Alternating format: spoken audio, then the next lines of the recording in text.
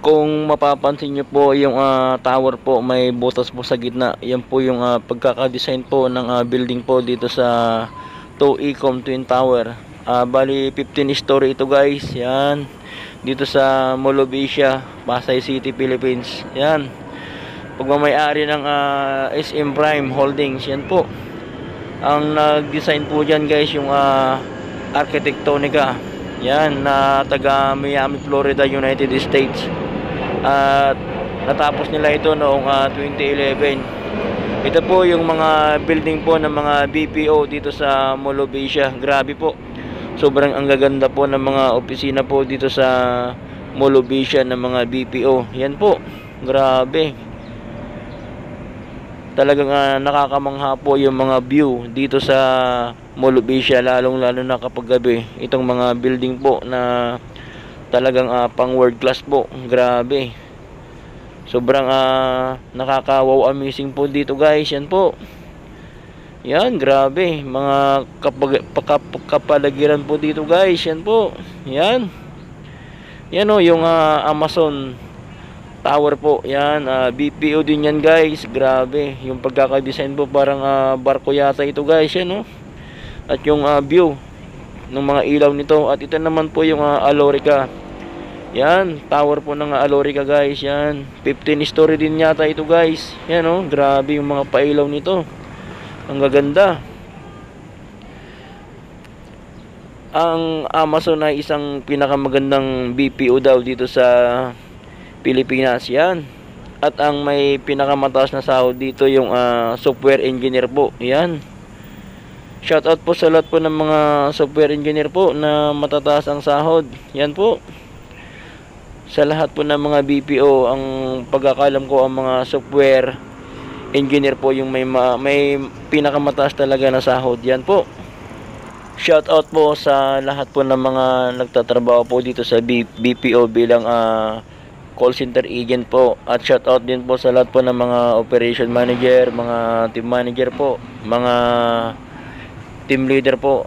Malaking shoutout po sa inyong lahat dito sa buong Pilipinas, sa mga nagtatrabaho po ng BPO. Yan, dahil sa inyong mga dedikasyon po sa inyong mga trabaho. Yan po.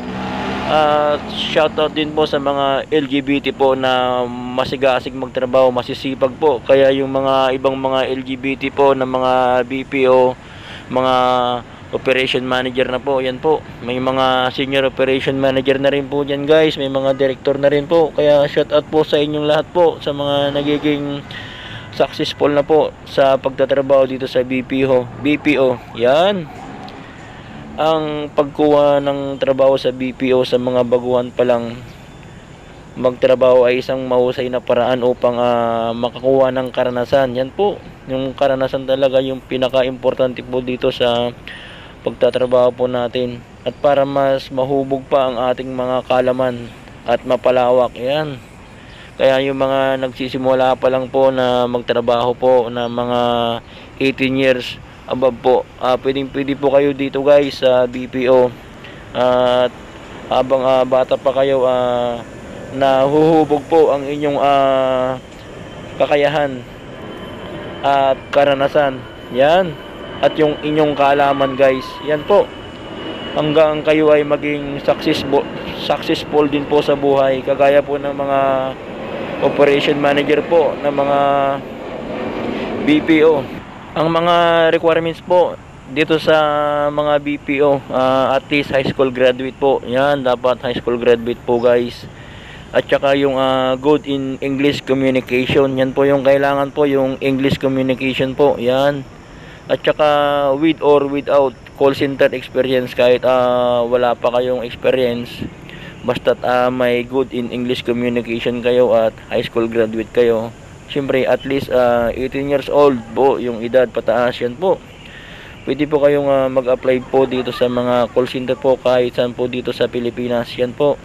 Ang Ortigas, ang Makati, ang Quezon Avenue, ang MOA, BGC Makati, at kung saan-saan pa dito sa Metro Manila at sa mga Luzon, Visayas at Mindanao. Yan po, ganyan po kaganda ang mga opisina po ng call center po dito sa Pilipinas. Yan po, grabe po yan guys. Ang Amazon at saka yung Alorica, magkatapat po yan guys. Grabe, kung makikita nyo po yung ganda ng view nito. Grabe yung mga building po dito sa MOA. Ganyan po kagaganda ang mga opisina po ng BPO. Hindi po basta-basta. Yan, dahil dollar po yung kinikita po nila dito. Kaya ganyan po kaganda ang mga building po ng mga BPO ngayon. Kahit saan. Kahit sa Ortigas, grabe yung mga building din po doon ng mga BPO. Yan. Grabe oh. Kaya shout out po sa lahat po ng mga nagtatrabaho po dito sa MOA, dito sa Alorica, Amazon, sa lahat po ng mga call center agent po dyan guys. Isang malaking shout out po sa inyong lahat. Yan po. At dyan sa 2 Ecom Center, yan po. Tsaka yung 5 Ecom Center, 3 Ecom Center, 2 Ecom Center, 1 Ecom Center, yan po. Grabe yung mga building po dito. Hindi po basta-basta talaga guys. Yan po. Grabe. Sa lahat po ng mga kababayan natin sa Luzon, Visayas, Mindanao, sana mapanood nyo rin po ito para makita nyo rin po yung mga iba't ibang mga opisina po ng mga BPO dito sa Pilipinas. Ito po ang bansang atin, ang Pilipinas po. Yan, sana mapanood nyo rin po ito at ma-share din po sa mga kababayan po natin, lalong-lalo na sa mga probinsya po na nagbabalak na magtrabaho po dito sa Manila na mga call center po. Yan, pwede po kayo dito guys magtrabaho sa mga nagbabalak po na magtrabaho dito po sa Manila, yung mga nasa province po. Yan, at shoutout din po sa mga OFW po natin sa matagal na po nga hindi nakakauwi. Yan oh, grabe, ang ganda po ng tower na to guys. May butas po sa gitna yung pagkakagawa ng tower na to. Grabe. Sa mga OFW po, sana po ma-share nyo din po ito para sa mga kababayan po natin para makita rin po nila ang ganda at mga world class na mga tower po na mga building dito sa Mall of Asia at sa mga iba't ibang mga pinupuntahan ko po kagaya ng Ortigas po. Yan. MOA, BGC, Makati, grabe, ang gaganda po. Yan po, oh. Yan po yung 5 Ecom guys, 5 Ecom Tower, yan po. 15 story din ito guys, yan. Yan naman po yung 3 Ecom, grabe, ang gaganda po dito guys. Yan oh, sobrang nakakamangha yung lugar, talagang pinaganda po ng MOA. Yan, grabe, ang ganda. Ito po yung mga likod po nito, ito na po yung mga dagat po na pinapasyalan ng ating mga kababayan po dito. Sobrang dami po nila yan guys. Bali alas 6 na po ito ng hapon guys. Yan. Pagkatapos ko dito pupuntahan ko po yung mga pasyalan po dyan sa dagat po. Dyan sa likod. Yan. Grabe. Ang ganda po guys oh. Shout out sa mga BPO po. Grabe. Ang gaganda ng mga opisina po. Yan.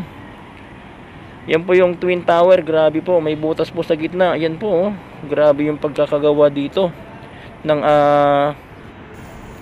taga Miami, Florida, ang Arquitectonica. Yan po, grabe yung mga design po nila dito sa Pilipinas. At yung Ortigas din po, sila din po yung mga nag-design po doon, yung mga Arquitectonica. Yan po, grabe, gaganda po. Amazing po talaga yung mga building na po dito sa Pilipinas. Yan po, grabing design po ng mga ilaw po dito. Yan oh.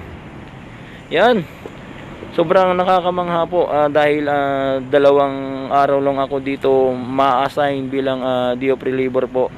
Kaya ibinidyo ko na po ito. Ito na po yung pagkakataon. Sayang din naman po para ma-share ko din po sa lahat po ng aking mga kababayan, Luzon, Visayas at ang Mindanao. Siyempre yung mga OFW din at yung mga buong mundo po, mga Torquay. Yan, may mga nanonood na din po na taga ibang bansa po dito sa maliit kong channel guys. Yan, shout out po sa lahat po ng mga nanonood po ng mga taga ibang bansa na rin po. Yan, grabe, ang ganda po dito sa Pilipinas. Yan po, Prime Tower po yan guys, 15 story. Yan po yung hagdanan niya. Grabe yung ilaw nito guys. Yan oh, sobrang nakakamangha po. Parang nakakayang umakyat po dito sa hagdanan na to. Napakaraming ilaw. Yan, grabe. Ang ganda po ng Mall of Asia, yung mga building po dito. Grabe, sobrang nakakamangha. Yan oh.